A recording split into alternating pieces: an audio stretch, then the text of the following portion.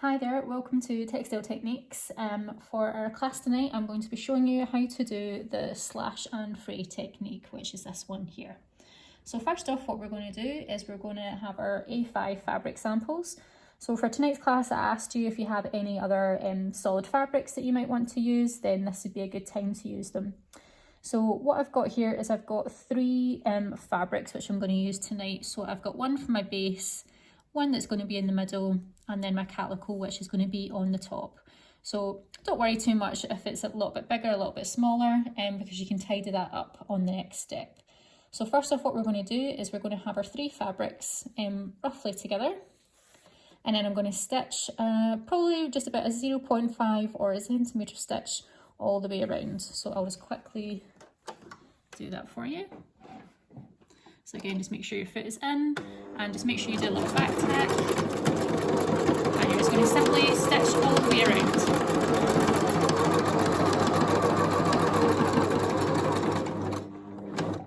And I'm just going to put my needle down, and then just lift up, and then come all the way around again.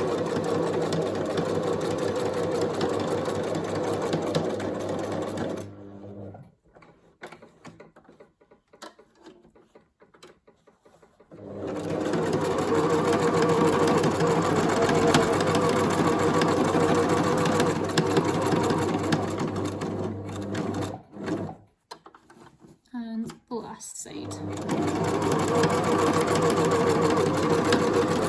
And then you're just going to back tack it again. So once you've got that done, let me just cut this off. You'll then see here on my fabric sample, I've just drawn some lines. Now you can do them as a centimetre gap, or you can do them bigger, whatever you want to achieve with your final sample. So what we're going to do is we're going to stitch along all of these lines. So I'll do a couple for you just to show you. So again, I'm just going to start here. I'm just going to do a little back tack, and I'm just going to come all the way along.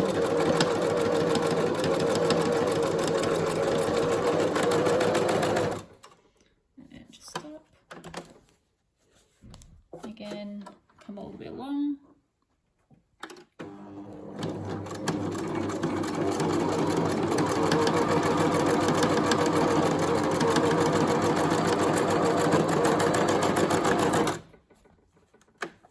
And you're basically going to stitch lines all the way along your sample until it looks a little bit something like this here.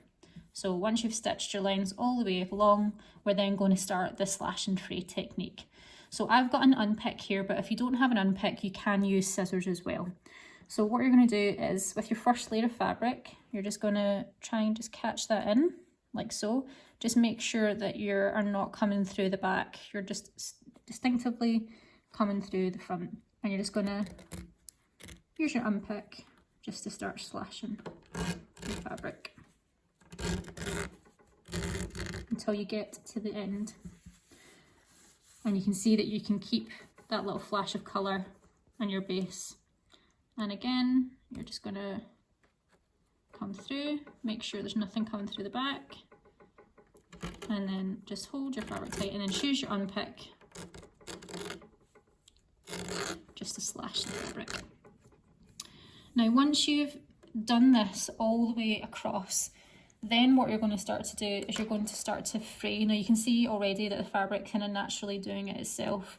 So what you can do is just start to pick away at this, and you can do it on both layers as well. And you can also use your needle or your unpick to sort of help get out of all the fibres and the threads. It can get a little bit messy, so you can tidy it up at the end. At this point, we really just want to just start fraying. So yeah, you can start to use your unpick just to grab the line of yarn. Also a little kind of handy tool that I tend to use as well, if you've got a little kind of wire brush like this, or anything that's, you know, quite rigid kind of brush wise, then what you can do is you can start to brush your sample, and obviously that creates and does it a little bit quicker for you. And you'd keep doing that until your sample looks a little bit like this. So you can just keep brushing it And then what you can do is you can cut away any excess threads.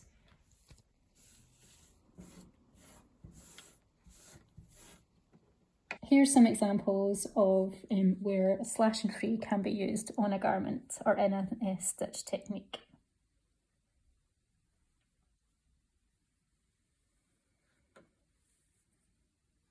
So once you've kind of got